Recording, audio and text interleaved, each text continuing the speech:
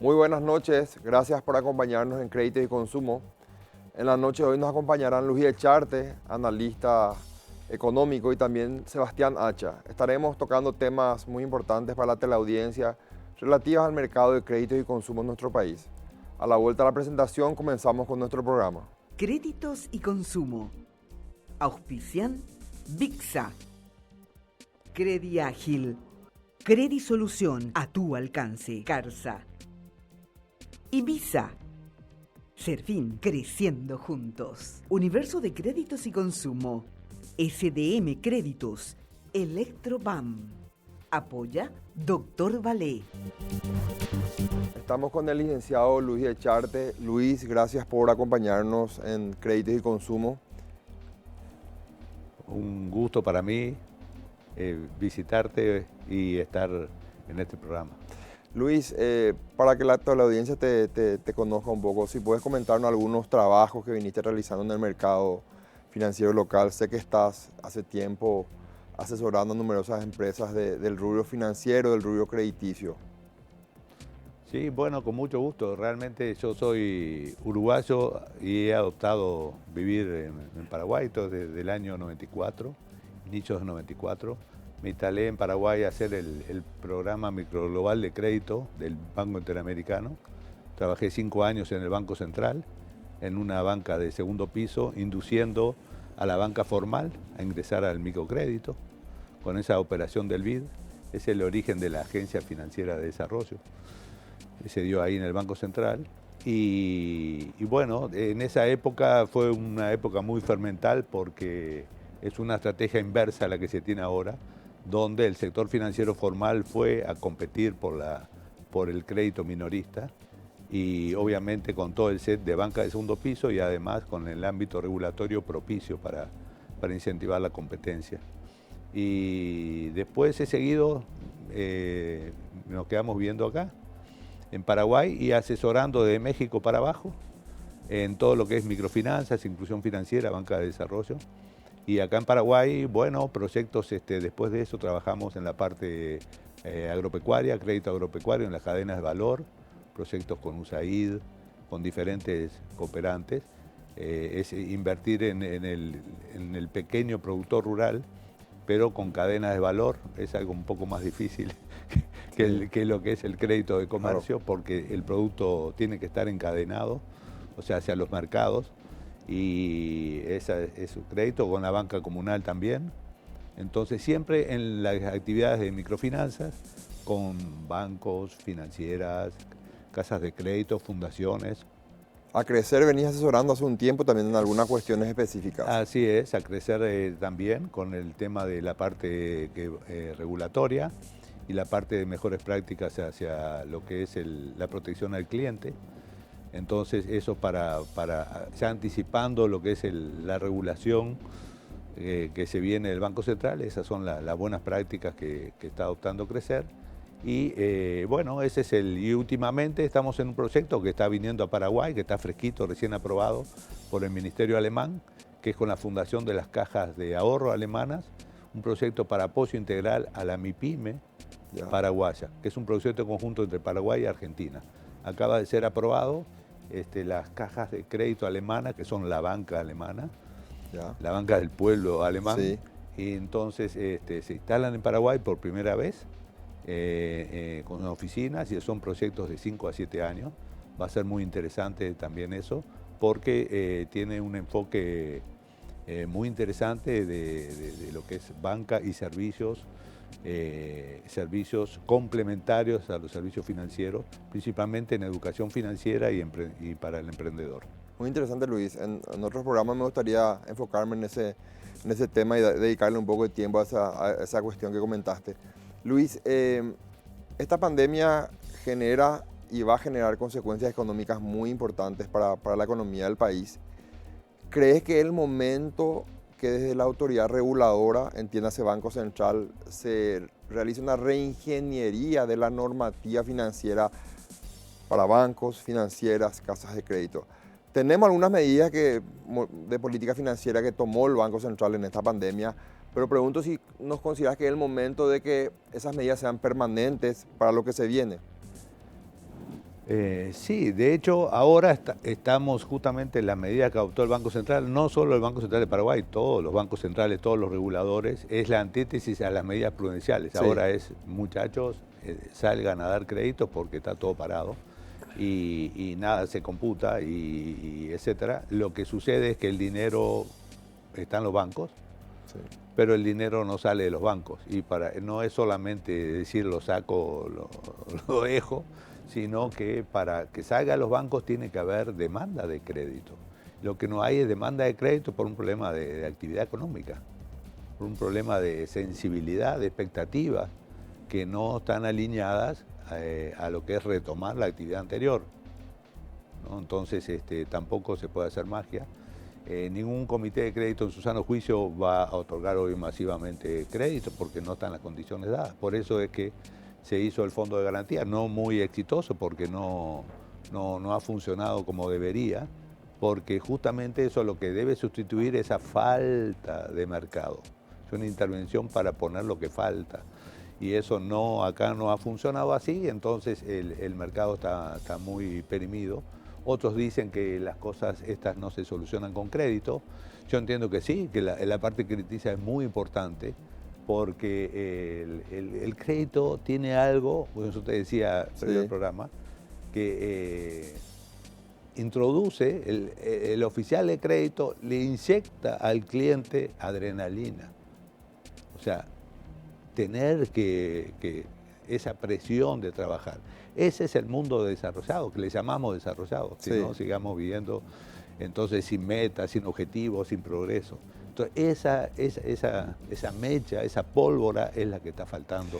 ¿Vos consideras entonces, Luis, que estamos con una cuestión de complicación en el crédito, no solo por una falta de oferta, sino que también la demanda disminuyó considerablemente? Eso se debe a la incertidumbre, miedo de la gente a endeudarse, porque no solo la plata quedó en el banco, sino también la gente no está solicitando créditos nuevos. ¿Ese es tu criterio? Ese es mi criterio. Yo, de hecho, estoy trabajando en proyectos de microfinanzas con casas de crédito que salen a buscar, y bueno, pero la gente el empresario, el asalariado, bueno, el asalariado tiene miedo de perder su trabajo, muchos lo han perdido, están buscando trabajo, entonces obviamente esa persona no tiene crédito, o si tiene un crédito es algo muy paliativo. Pero obviamente el crédito tiene que ir a aquel que ya ahorita tiene algo que hacer. ¿No? Entonces eso depende no solo de que da el crédito, depende de que la gente vea que están las piezas acomodadas y que va a poder tener ingresos para mover ese capital. Entonces eso lleva su tiempo. Yo lo atribuyo a temas de tiempo. Cuando pasan estas crisis, me acuerdo cuando la crisis de Estados Unidos, vino un nicaragüense americano acá en el Banco Central, dijo, no, esto pasa en 3 meses. O sea, esa es una ilusión, esto es normal, yo le llamaría en la crisis, es normal, va a repuntar y retomaremos la actividad. Y lo que puede hacer el Banco Central, la superintendencia, en la parte normativa, que fue la pregunta, es un montón de cosas. Pero esas cosas inclusive ya se podían haber hecho antes y no se han hecho. Por ejemplo, estamos en la época de la digitalización. Y esta pandemia nos ha enseñado, pero ya antes deberíamos habernos digitalizado, ¿no? Entonces decimos, bueno, crecer se organiza y forman VIXA para tener un servicio que es un buró de crédito. ¿Cuánto cuesta eso? ¿Por qué no tenemos? Tú sabes que en el Banco Central hay una central de riesgo. Ahí están los que deben. ¿Y por qué no está todo eso integrado? Pero no todos tienen acceso a la central de riesgo. ¿Y quién dio el acceso? O sea, es algo insólito. En Perú ya hace 15 años que hicimos la normativa, como te dije, yo trabajo en varios países, la superintendencia le entrega a los burós privados, una vez al mes, todo el buró, toda la central de riesgo, y eso lo otro lo comercializa. Porque eso trae eficiencia al crédito, reduce los costos. En un programa anterior comentaba Sergio Farías, que es el presidente de una compañía uruguaya que le provee el software tecnológico a VIXA, que del crecimiento, o sea, de la creación de VIXA, Luis, hay un índice de un 40% disminuyó el sobreendeudamiento de la gente gracias a la información que comparte VIXA. Claro. Haciendo similitud a lo que estás mencionando ahora. Por eso, pero VIXA tiene el crédito de aquellos afiliados, Sí, ¿no? Entonces, si yo le pongo a VIXA, le enchufo directamente la información de la central de riesgo, son todos los deudores, bancos y financieras. claro. Porque las cooperativas, estamos en un país chiquito y estamos llenos de cotos. Bancos y financieras es una cuestión cerrada. La central de riesgo se hizo para controlar el riesgo sistémico de los bancos. Entonces, pero también tiene un efecto colateral que nunca se ha utilizado, que es bajar el riesgo en el otorgamiento crediticio. Solo lo utilizan los bancos y las financieras. O sea que las cooperativas están por un lado, las casas de crédito se tuvieron que autoorganizar, está el Inforcom que lo utiliza más o menos todo. Está todo terriblemente fraccionado y la pregunta es ¿por qué? Si bien VIXA hoy logró en este tiempo corto desde su creación, hoy en día ya le tiene a clientes, a bancos, financieras, cooperativas, pero no le tiene a todos los bancos aún, es un proceso. Sí. Pero entiendo yo que pasa que algunos bancos y financieras tienen la información de la central de riesgo, pero no tienen la información de VIXA. Y algunos socios de VIXA tienen la información de VIXA, pero no de la central de riesgo. Entonces, hay una falta por ahí. No sé si es entendimiento, pero habría que ver la forma de trabajar en conjunto en ese punto, ¿verdad? Luis, comentaste que conozco que estuviste trabajando muy de cerca con muchas casas de crédito en los últimos tiempos.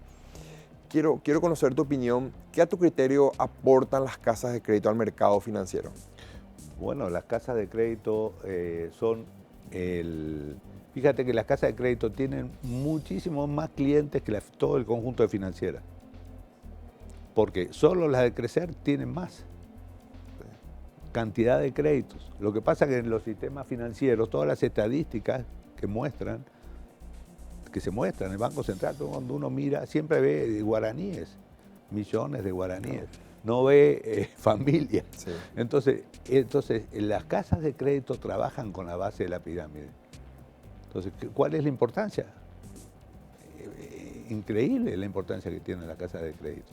Entonces, acá a mí me llamaron hace unos años del exterior para que le diga cuál era la banca La Sombra en Paraguay.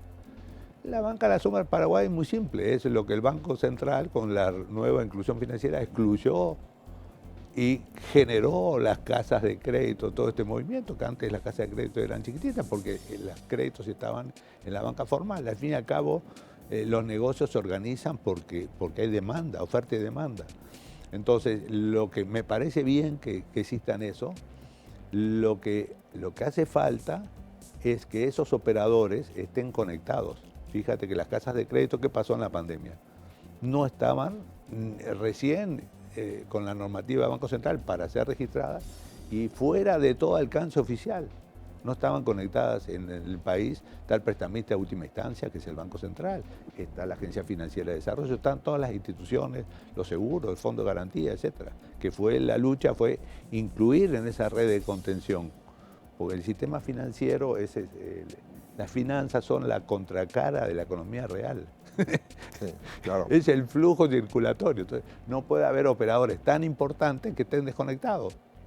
Solamente dependiendo, los tubos de oxígeno eran los créditos de banco y la bolsa de valores, cerrada la bolsa y los bancos atajados, claro, con la línea de liquidez. Entonces, eso es lo que no tiene sentido, tener estructurado un sistema financiero con esos compartimientos estancos, ¿no? Lo que tiene que ser especialistas en todo lo más, pero la red de contención, para eso está la regulación y la supervisión, para que los negocios fluyan amigables para todo el mundo y que se desarrolle el país. Entonces las casas de crédito han sido las ignoradas en todo el tema. Recién ahora se las incorpora un grupo pequeño, pero sí importante, a la banca de desarrollo y ahora con la entrada también al Banco Central, eso se empieza a distorsionar, pero falta muchísimo más. El ejemplo que te ponía de la central de riesgo, ¿sabes? Como me río porque hace más de 10 años vengo diciendo ¿qué podemos hacer? Echarte, bueno, está la digitalización. Fíjate que todos los que dan crédito, sean bancos, financiera, cooperativa, casa de crédito, a un microempresario, todos le cobran lo mismo. Le hacen el flujo de caja, le hacen el oficial de crédito, le visita, le junta los papeles, le hacen todo eso. Cada uno lo está haciendo. Al final el cliente termina pagando no sé cuántas veces el mismo trabajo. Cuando en la era digital esa información es del cliente. Si el cliente la está pagando, debería estar accesible para que después le sigan dando crédito con base en esa información, que no se pierda todos esos esfuerzos. Ese punto del costo del crédito quiero tocarlo contigo más profundamente en el próximo bloque, Luis, porque es muy interesante y la siguiente pregunta tiene relación con eso. Volvemos ya, Luis, y abordamos ese tema. A la vuelta a la pausa seguimos con Luis Echarte.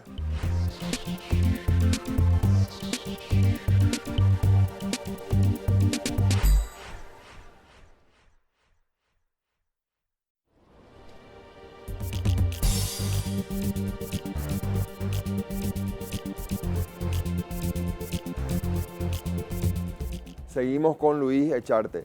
Luis, hay dos puntos que quiero tocar contigo, muy interesantes. Mencionaste una consulta a algunos colegas tuyos del exterior, esta cuestión de banca en la sombra, que en muchos países no tiene el mismo concepto o significado que el que tiene en nuestro país. Mucha gente asocia a las empresas o casas de crédito como banca en la sombra y lo consideran como algo negativo eso. Me gustaría escuchar un poco tu opinión al respecto. Bueno, hay una gran diferencia entre un prestamista y un usurero. El usurero es el que te da el préstamo con el fin primario de engañarte. Claro. ¿No? Te dice, el préstamo vence el fin de semana y le dejaste tu casa en prenda. Y no, entonces ya el lunes la casa de él o el vehículo o lo que sea. Ese es el usurero, el que quiere engañar. El prestamista es un actor fundamental en una economía, que es llevar el capital con el cual la gente puede mover cosas que no tiene que esperar a ganarlas. Eso es dinamismo económico, es una actividad fundamental. Entonces, esa es la cuestión. ¿Por qué se le llama banca a la sombra? Porque muchas veces las autoridades no quieren ver eso en las estadísticas. El enfoque que te conté de Paraguay de la década de los 90, de que el sistema financiero formal trabaje con la microempresa, pero ya le dicen, al microempresario le dicen sector informal, sos informal. Y hay estudios, hemos hecho estudios en Paraguay, donde el microempresario paga más impuestos, que es lo que le cobra el policía, lo que le cobra el inspector municipal, que son claro, impuestos, termina pagando más y todavía le dicen que es ilegal, es informal. No, entonces, eso de la informalidad es relativo. Un prestamista, las microfinanzas han demostrado que para colocar crédito no se necesita tener el pago de la SET, no se necesita desde el escritorio. Los estados financieros, el crédito se le da a aquel que gana dinero y lo puede devolver. Entonces, la banca en la sombra es aquello que no está fuera de la regulación. Por suerte, acá en Paraguay, y la tendencia internacional en la región es que los bancos centrales no solo regulen a aquel que capta el ahorro, sino que aquel que está en el mercado crediticio. Y eso es una buena cosa, y entonces las casas de crédito ya dejan de ser banca en la sombra, donde están integradas al sistema financiero y la red de protección, porque no puede haber entidades tan importantes como los bancos, las financieras, las cooperativas y las casas de crédito sueltas. De hecho, las cooperativas están casi sueltas, porque el INCOP, ¿qué herramientas tiene? Nada, pues. No tiene dinero, si hay que intervenir en una cooperativa no hay para poner, etcétera, no hay fondo de garantía de depósitos. Entonces, pasa algo con las cooperativas y chao. Las casas de crédito no manejan ahorro, entonces no es tan importante el cuidar el ahorro, pero sí son fundamentales porque dan la capilaridad que tienen al llegar a la tanta cantidad de clientes, las hacen sumamente socialmente muy importantes, porque afectan a muchas familias. Entonces ahí es donde reside la importancia y estar incorporadas. Entonces, post pandemia, lo lógico es que las casas de crédito se integren a esa red financiera nacional integrada, con información, con la digitalización y obviamente creciendo con la economía del país, que son actores sumamente relevantes. Por eso me encanta asesorar al crecer. Una de las cuestiones, Luis, que estoy notando en el transcurrir de los programas, aquí estuvo el ministro de Hacienda, estuvieron viceministros, estuvieron gente del mercado financiero, y noto un concepto uniforme en lo que se refiere al costo del crédito. Todos tienen el conocimiento y la convicción de que el costo de un crédito para una casa de crédito es mucho más elevado que el costo del dinero o del crédito para un banco. En consecuencia, se subentiende que el costo para colocar ese dinero tiene que ser más elevado para una casa de crédito. Ahora, ¿vos crees que el Banco Central, yo sé que estuviste trabajando con ellos en varias cuestiones, en varios puntos, ¿vos crees que esa concepción también está en el subconsciente del regulador del Banco Central? ¿Ellos conocen que eso es así? ¿Están conscientes de eso? Sí, como te digo, siempre en el tema lo que ven más las autoridades son los grandes números. Y los grandes números se ven en guaraníes, en dólares, en millones de dólares. Entonces, mucha cantidad de gente no necesariamente hacen grandes números. Los principales créditos los llevan el negocio de la agroexportación, las grandes empresas. Pero sí, técnicamente se sabe. Pero acá el problema ha sido más que nada la legislación, más que nada por el Parlamento, que ha sacado leyes y regulaciones que los bancos centrales las tienen que cumplir. El Banco Central no puede ignorar una ley. Por ejemplo, el tope a las tasas de tarjeta de crédito. Por ejemplo, el tope. Entonces, no es que del punto de vista, este es un tema, no es del punto de vista técnico. Lo que pasa es que entre la ley y el mecanismo, ahí donde está la diferencia. Entonces, las tasas de interés de las casas de crédito no computan son parte del mercado, pero no las tomo para establecer el tope de tasa. Entonces, es una trampa. Claro. Las tasas de las cooperativas, estamos diciendo que doña María pide crédito en un banco, una financiera, en el Banco de Fomento, privado, público, extranjero, nacional, cooperativo, casas de crédito nacional, casas de crédito. Entonces, pero la ponderación de tasas es solo de los bancos y financieras, y de ahí sale el tope de tasa. Entonces es algo totalmente descabellado. Hasta eso es irracional. Claro. Es legal, pero es irracional. Entonces, lo que pretendió el legislador es decir, bueno, si el mercado tiene ciertas tasas, lo lógico es que existan mercados diferentes. El microcrédito es muy diferente porque la tasa de interés tiene un numerador y tiene un denominador. Lo que va en el denominador es el capital prestado. Si el capital prestado es chiquito, la tasa de interés se va al infinito. Eso no se estudia en las universidades, que es la microfinanza. Claro. Cuando el monto se acerca a cero, la tasa se va al infinito. Luis, sé que estuviste trabajando en un plan de cuentas unificado para crecer, para las casas de crédito asociadas a crecer. ¿Crees viable esa posibilidad?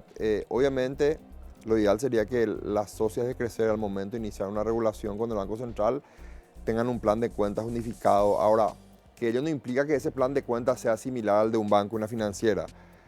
Sé que trabajaste en un informe presentado al Banco Central en ese sentido. Si podés comentarnos al respecto.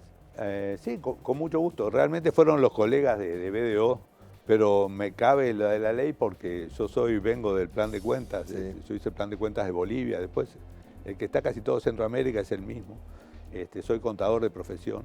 El plan de cuentas es un catálogo de buenas prácticas de cómputo y cómo se devengan las cosas, cómo se registran, es un método. Entonces, el plan de cuentas de los bancos centrales está todo y solamente usted aplica lo que le corresponde por las operaciones que hacen. El plan de cuentas de las casas de crédito, en mi opinión, es el mismo que el de los bancos, lo único que usted aplique solamente lo que hace. Pues yo en el plan de cuentas puedo tener cartas de crédito. Usted no hace comercio exterior, bueno, esa parte no la use. Así funcionan los planes de cuenta. Uno le hace para todo. Entonces, lo utiliza una cooperativa, lo utiliza una casa de crédito, todo el mundo. Ahí adentro pone factoring, pone leasing, todas las operaciones. Usted no hace factoring, bueno, no aplique esa cuenta. Pero el plan de cuentas engloba, es un plan de cuentas para todo el sistema porque permite controlar a las entidades. Es un excelente mecanismo de control de cómo se manejan los prestamistas, los dueños de las empresas inclusive. Entonces, el plan de cuentas es algo de cajón que va a la regulación para que las entidades puedan ser comparables y saber si están ganando o no, porque lo que se necesita es que los prestamistas sean empresas genuinas, ganen dinero, distribuyan dividendos razonables, y para eso hay que tener un esquema contable porque son muy importantes porque operan con mucha cantidad de gente. Entonces yo no espero ninguna novedad, de hecho las casas de crédito no necesitan, lo único que necesitan es depurar qué cuentas se van a utilizar y lo más importante es adoptar en cada una de las casas de crédito esos criterios financieros que son de la profesión contable, ni siquiera son del Banco Central de Paraguay, son de la profesión contable, los colegios profesionales las establecen.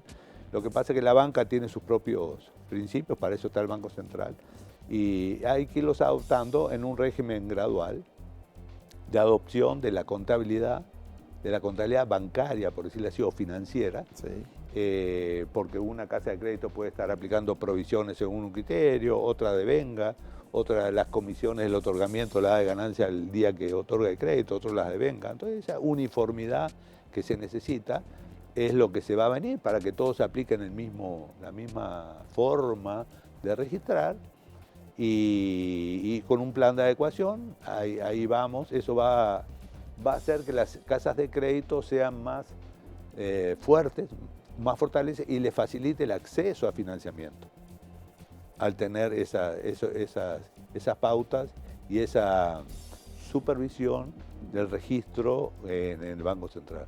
Luis, se nos acaba el tiempo. Sabes que en televisión es un poco complicado el tema de los minutos de aire.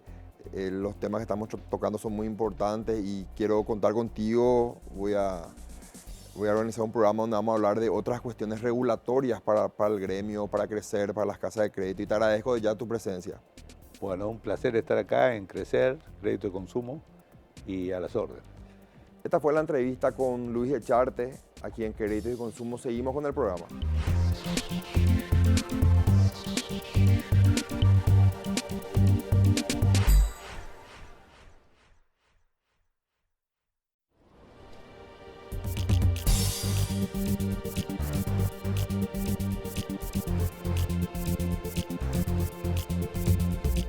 En este bloque nos acompaña Sebastián Hacha. Sebastián, gracias por estar con nosotros en Crédito y Consumo.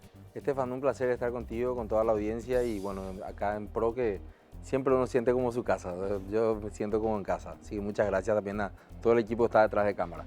Sebastián, quiero hablar contigo en primer lugar sobre la expansión del gasto público.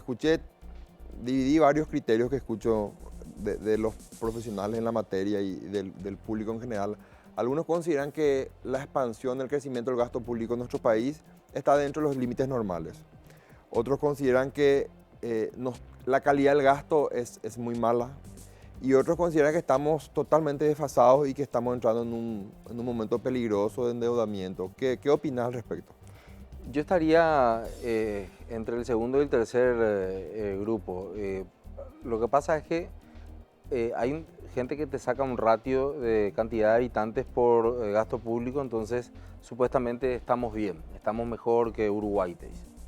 Pero lo que pasa es que nosotros no nos ponemos a pensar que ese gasto público que nosotros hacemos, por ejemplo, fabrica caña destilada de manera absolutamente eficiente, fabrica cemento de manera absolutamente eficiente, produce o da servicios de telecomunicaciones de una manera absolutamente eficiente. O sea, nosotros no podemos agarrar y decir, sí, sabes que nosotros comparado con Uruguay, en realidad no tenemos un gasto público alto, porque lo que tenemos que ver es cuál es la eficiencia y lo que vos decías, la calidad de ese gasto.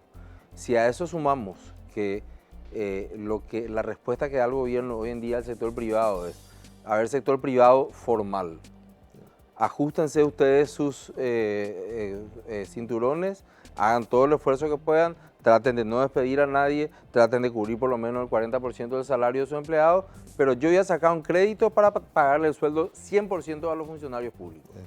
Entonces, lógicamente uno dice, no, y aparte de eso tenemos ahora la guadaña sobre la nuca, obviamente, con el tema de que hay un acuerdo con los docentes que hay que actualizarle a todos, porque el ministerio dijo, no tenemos forma nosotros de medir la calidad de los docentes. Entonces vamos a empomarnos 120 millones de dólares para subirle el sueldo a todos los docentes. Docentes que obviamente hicieron un gran esfuerzo seguramente, al igual que lo hicimos los padres, a mí me toca por Claro. 6, Sí. para tener internet, para entregar las tareas al día, para tratar de descifrar lo que muchas veces el docente, no porque no quiere, sino porque esto nos tomó de sorpresa a todos, trataba de decir. Y entonces yo digo, y bueno, y para la parte que nos corresponde a los padres, ¿dónde se cobra? Pues me quiero cobrar también yo. Entonces, ese tipo digamos, hasta extorsiones que se tienen por parte de algunos sectores públicos del servicio público, son las cuestiones que ya no se pueden seguir tolerando. Entonces no podemos nosotros seguir diciendo, sí, vamos a volver a endeudarnos porque en realidad vamos a meter 190 millones de dólares y 25 millones de dólares acá. $1 millón, por ejemplo, de lo que he leído del mensaje del Poder Ejecutivo para el proyecto de conectividad del Ministerio de la Juventud. Entonces yo le digo, espera un poco, ya tenemos proyecto de conectividad de MITIC, obviamente. Sí. Tenemos proyecto de conectividad del MEC. Y ahora vamos a tener un proyecto de conectividad del Ministerio de la Juventud. Eso es el famoso proyecto YOA. O sea, en 3 lugares estamos gastando exactamente lo mismo. Si es que ejecutamos todo, ¿verdad? Y si es que ejecutamos, que es el gran problema, porque si vamos a los casos, como te decía, de escuelas conectadas, que es el gran proyecto que todos deseamos hoy, que se hubiese dado antes de la pandemia, tiene ya 18 meses, no más de 18 meses de aprobación, 20 meses de aprobación, ya fue 24, sí, van a ser ahora 24 meses de aprobación y todavía no tenemos ejecución. Entonces, si no podemos ejecutar eso, o si le damos 500 millones de dólares al Ministerio de Salud, el Ministerio de Salud no puede ejecutar el 10%. Entonces, quiere decir que estamos en un problema de gestión que es fruto de lo que hoy justamente escribí un artículo, en mi artículo, el lunes escribí un artículo en ABC Color, todos los lunes tengo un espacio donde yo llamo la sociedad al desorden, porque no sabemos a dónde vamos. Y cuando no sabes a dónde vas, cualquier caldito que te llegue es alimento, ¿verdad? Entonces, finalmente, vos no sabes si vos querés una educación de tipo de 100% digital o una conexión online que te permita nada más que transferir las tareas que vas a hacer en la casa a mano y vas a sacar una foto y porque son cosas muy diferentes. No sabemos, por ejemplo, si es que vamos a aplicar o no ya de una vez y para siempre el tema de la firma digital, de manera que no tengamos que ir físicamente hasta los lugares para hacer nuestros trámites, pero tenemos una ley, pero sin embargo gastamos 86 mil millones de guaraníes, 86 mil millones de guaraníes anuales en fotocopias y papeles y cartón. Pero a su vez la ley, Sebastián, tiene un impedimento, porque la ley exige que para que uno pueda contraer obligaciones tiene que tener la firma certificada, para que sea digital. Y ahí estamos hablando de un costo de 80 a 100 dólares por firma certificada, ¿verdad? Y la certificación es cara porque nadie confía ni en la firma de puño y letra, entonces dice, a ver un poco, ¿quiénes son mis clientes? Dice la certificadora, pues la certificación es un negocio que tiene que hacer una empresa privada. Claro. No le dejemos al Estado porque si no se nos va a ir toda la plata ahí y no sé cuánto, lo que nos va a costar barato finalmente nos va a saliendo muy caro. Entonces no confiamos entre nosotros porque realmente en esta sociedad, que yo le llamo la sociedad del desorden, todos en algún momento decidimos empezar a hacer trampa. Y cuando decidimos empezar a hacer trampa dijimos, bueno, pues si yo hice trampa una vez y yo falsifiqué la firma física, imagínate cómo se puede llegar a falsificar la firma digital. Entonces nos quedamos todos así y decimos, sí, tenemos, y hacemos los cheques, ¿verdad? Viene el Banco Interamericano de Desarrollo, viene el Fondo Monetario y todos decimos, sí, tenemos ley de firma digital, estamos nosotros, en los papeles estamos como para despegar, pero vos te vas a ver el avión y le falta una rueda, le falta la mitad de una turbina, o sea, esa es voy a tratar de utilizar una palabra justa para no herir ninguna susceptibilidad. Esa es la distorsión de la realidad que se tiene muchas veces entre quienes están ejerciendo la función pública y de buena gana y de buena manera y con mucho esfuerzo cuando te dicen, sí, Paraguay es un lugar donde van a venir las inversiones, que para la gente que ya ha venido a Paraguay, ha confiado en ese discurso y se dan cuenta que se le corta la luz 4 veces al mes a la empresa. Sí. Entonces, ¿cómo vamos a crecer nosotros en una sociedad industrial, en una sociedad que no dependa de los commodities y demás, si es que las empresas que te prestan un servicio hoy te están diciendo, saben que no vamos a poder prestarle el servicio este verano porque no vamos a tener capacidad? Por cierto, al menos le agradezco que me avisen, Entonces uno ya busca la pelo pincho o finalmente empieza a buscar ya el grupo generador o el dínamo que vas a tener que hacer girar para tener por lo menos un ventilador para soplarte la cara, porque sabemos que las principales prestadoras de los servicios principales, estoy hablando, principales, energía eléctrica y agua corriente, te dicen, saben señores, no vamos a poder hacerlo. Entonces eso nos lleva a decir que en realidad este tema del gasto público y seguir creciendo en el gasto público porque hay una regla de 3 que te dice que todavía nosotros tenemos margen para seguir creciendo, es puro cuento. Es puro cuento e irresponsabilidad. Porque lo que no hablamos finalmente cuando hablamos de calidad del gasto público es de la corrupción. Sí, voy a hablar de la noticia de la semana pasada. En San Bernardino, en la ciudad de San Bernardino, que tendrá 20 calles a lo sumo, la ESAP no puede detectar 200 personas que tienen conexión clandestina. Una de ellas sobre la ruta a Luque, que ya debía 30 millones, se le desconectó y se vuelve a conectar. Y en la casa, por ejemplo, de mi familia, llega una casa que está deshabitada, te llega a 700.000 guaraníes, yo ya quiero empezar a sospechar que soy yo el que estoy pagando la factura de la casa que está cerca justamente de la casa de mi familia, pero que debe 30 millones de guaraníes. Ahora sí se va a proceder a la desconexión, se dijo. Ahora, si nosotros miramos eso, créanme, amigos espectadores y amigas espectadoras, que eso no ocurre porque alguien le dijo a la persona que ahora recién pillaron. Hay una autoridad política detrás que ordenó en su momento que no se le cobra a esa persona. Entonces, ¿el problema cuál es finalmente? El problema es la corrupción. Pero nadie quiere hablar de corrupción. Ya está pasado de moda. Porque encima si hablas de corrupción, en todos los sectores políticos lo que se hace es empezar a sacar los trapos sucios del otro. Claro. Por eso es que yo he llegado al punto de, en un seminario sobre corrupción el año pasado, le llegué a decir a la gente, pero con sinceridad, hagamos un acuerdo con la gente que está metida en estos negociados. Entonces, qué sé yo, digamos, bueno, sabes que todos en realidad tenemos pecado, cierto, todos tenemos pecado. Pero vamos a quedar, por ejemplo, en que vamos a robar solamente lo que podemos gastar en una vida. Entonces, si tu hijo quiere robar, va a tener que ser guapo como vos para robar. La gente se reía y yo le decía, no, pues ustedes se ríen, pero yo le estoy diciendo en serio. Porque de verdad les digo que esta situación es insostenible.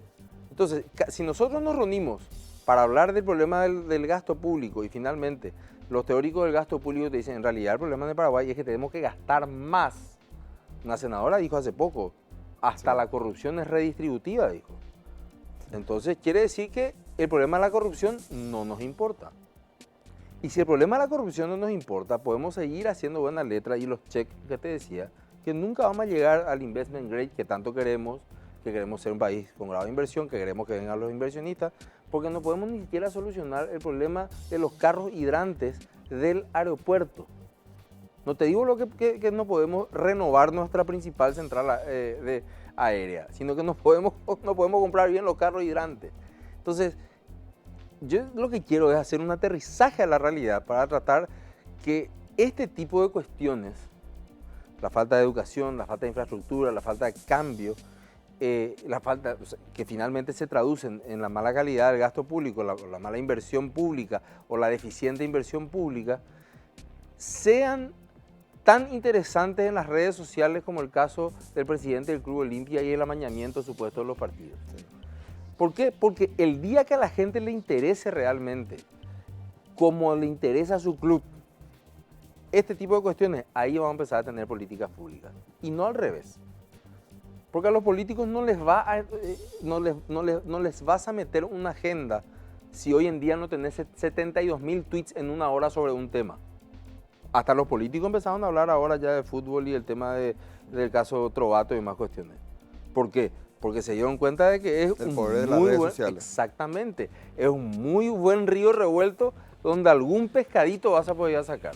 Sebastián, quiero una pausa. A la vuelta de la pausa hablemos del tema de la informalidad en el mercado financiero. Conozco unos estudios que realizaste a través de una fundación en la que estás. Volvemos en breve con Sebastián Hacha.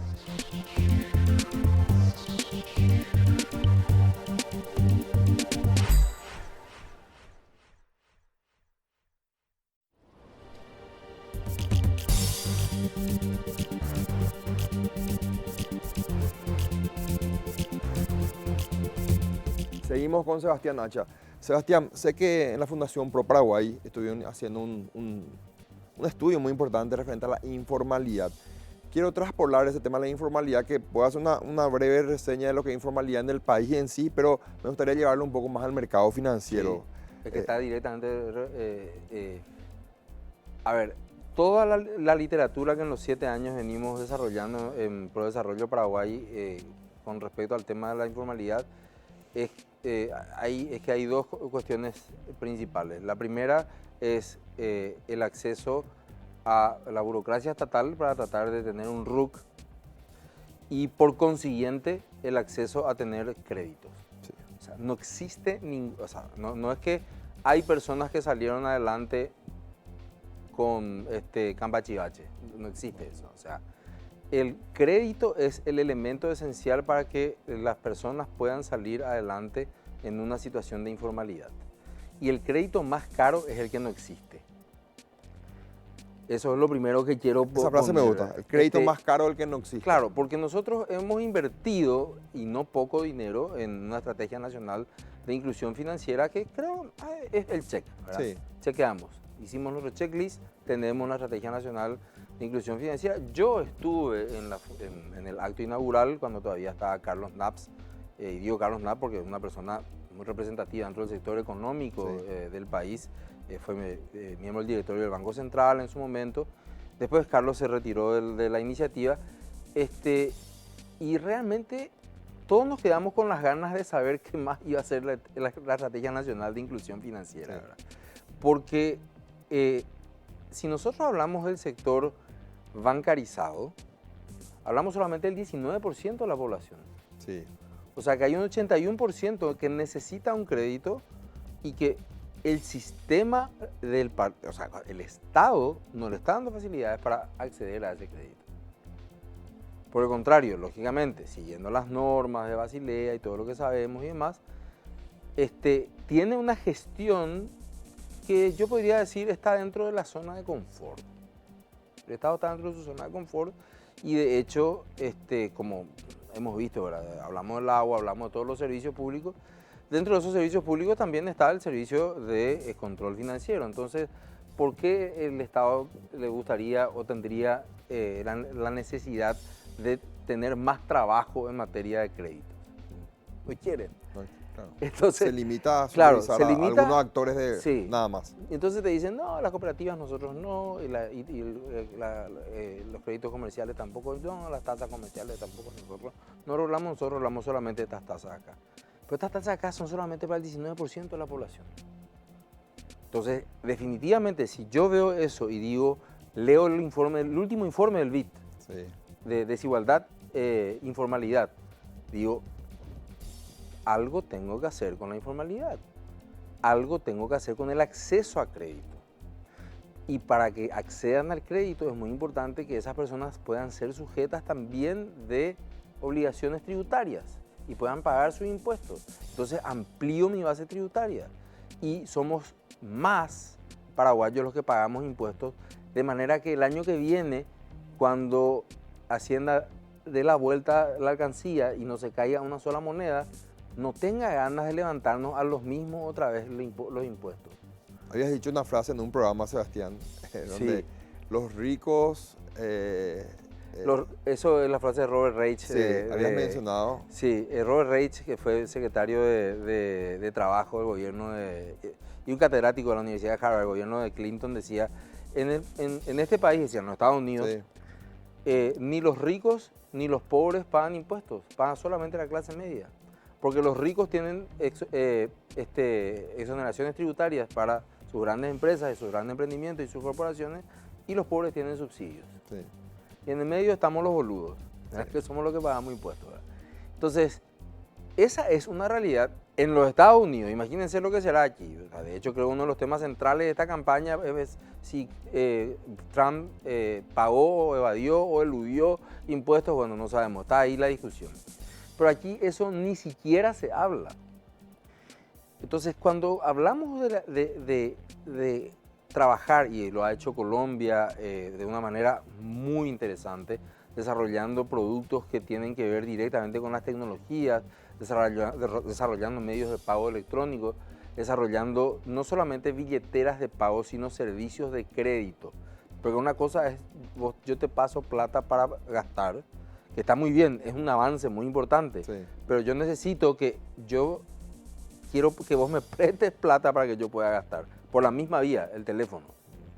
Y eso no tiene regulación todavía en el Paraguay. No. Entonces, volvemos al tema.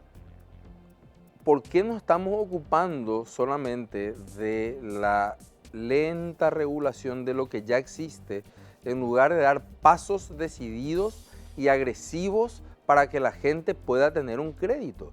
Porque el problema que tenemos en el Paraguay es que el dinero está aquí y la gente está aquí y no podemos conectarlo. ¿Y vos decís que eso se debe a la informalidad en un porcentaje importante o Yo no? creo que la informalidad se debe a la falta de acceso al crédito. Y a las autopistas para llegar al crédito las tiene que construir el Estado. Las casas de crédito en esta pandemia fueron ejecutoras de un programa FISALCO, de la Sí. Agencia Financiera de Desarrollo, Sí. porque las casas de crédito llegan a un sector. Tienen una capilaridad mucho mayor que está dentro de ese 82%, y lógicamente allí hay diferentes niveles Sí. de empresas. O sea, las casas de crédito cotizan en bolsa, y creo que, Claro.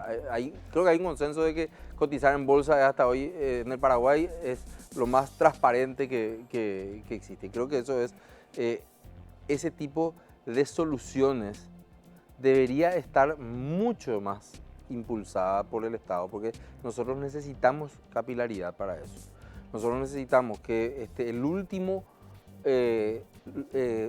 la última despensa del Paraguay, allá metido en el fondo de la ruta de Humañaró, en el medio de la nada, entre Canindeyú y Concepción, tenga la posibilidad de realizar un pago electrónico, tenga la posibilidad de hacer una transferencia trazable.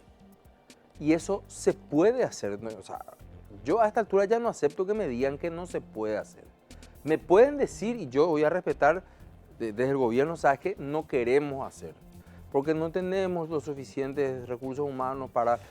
Que a mí me consta, Sebastián, porque las empresas socias de Crecer llegan a ese lugar que mencionaste, recóndito. ¿Y por qué no llegaría el Banco Nacional de Fomento? ¿Por qué no llegaría por qué el Estado no podría llegar donde una empresa privada puede llegar y ayudando con el acceso al crédito, ¿verdad? Y porque tenemos que volver a revisar el concepto que estábamos hablando en el bloque anterior. ¿Cómo hoy en día uno saca el costeo de un crédito del BNF? ¿Cómo sacamos el costeo? O sea, yo quiero saber la estructura de costos de un crédito. Y el producto, no digo que sean malos productos, estoy diciendo que la estructura de costos debe mejorar. Sí. De la banca pública debe mejorar. O sea, y te lo digo con conocimiento de causa. Tengo a mi asistente que ganó el programa Becal número 1 y eligió Oxford, pero Oxford es $80.000 en un año. Entonces, el programa que le ofrece el Banco Nacional de Fomento es: si sabes que nosotros te podemos prestar la plata, pero vos, y eres una persona que no tiene las posibilidades de pagar los intereses, te dicen, te vamos a perdonar el capital, pero te vamos a cobrar ya los intereses. Y no sé si ese es un producto interesante para una persona que se va a estudiar. Al final no se fue a Oxford. Y no estoy diciendo, quiero que se entienda bien lo que estoy diciendo. No estoy diciendo que es la culpa del BNF. Estoy diciendo de que el Estado no está tan desordenado como mi artículo del lunes, como Alicia en el País de la Maravilla, cuando el gato le pregunta ¿a dónde vas? Y Alicia le dice, la verdad que no sé a dónde voy. Cuéntame cuál es el camino. Y el gato le dice a Alicia en el País de la Maravilla, le dice, la verdad que si vos no sabes cuál es el camino, cualquiera nomás lo te va a quedar bien. Entonces, la definición de las grandes políticas, yo creo que hoy tenemos que invertirlas. Antes decíamos, tenemos que tratar que los políticos se encarguen de la política nacional de crédito o de inclusión financiera. Hoy tenemos que poner al revés, tendríamos que hablarle a los sujetos de crédito que quieren una facilidad para obtener un crédito de algún lugar donde ellos puedan dejar su cédula, ellos se puedan identificar y ojalá que muy pronto su RUC también y puedan retirar dinero. Y eso es una cuestión que para mí por lo menos, si queremos superar, por eso yo digo, esta es una cuestión de literatura económica. Todos los países que lucharon con éxito contra la informalidad empezaron por el tema de la facilitación del crédito. Sin facilitación del crédito no existe posibilidad de formalizar la economía. Me gusta esa frase, facilitación del crédito. Claro. Y quiero comprometerte para otro programa, Sebastián. Por porque supuesto, con mucho gusto. también haces televisión, así que sabes cómo. Sí, cómo yo sé el que tiempo. es cruel el tiempo. Entonces quiero comprometerte para otros programas. Te agradezco por el tiempo que le has destinado a acompañarnos en este programa Crédito y Consumo. No, al contrario, gracias por la invitación, Estefan. Y para mí un gusto volver a Pro, estar contigo, hablar de una cuestión que me apasiona, que es el tema de la economía subterránea, la economía informal, y sobre todo hablar de las soluciones concretas, porque lo más cruel de esto finalmente es que no es que nosotros no sabemos qué es lo que hay que hacer, sabemos lo que hay que hacer, pero no lo hacemos por algún motivo. Esto fue una entrevista con Sebastián Nacha. Terminamos el programa. Gracias por acompañarnos y lo esperamos el próximo jueves a la misma hora.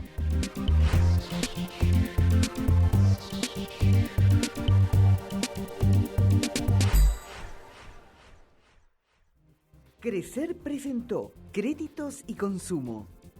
Auspician Bixa. Crediágil. Credisolución a tu alcance. Carsa. Ibiza. Serfín, creciendo juntos. Universo de Créditos y Consumo. SDM Créditos.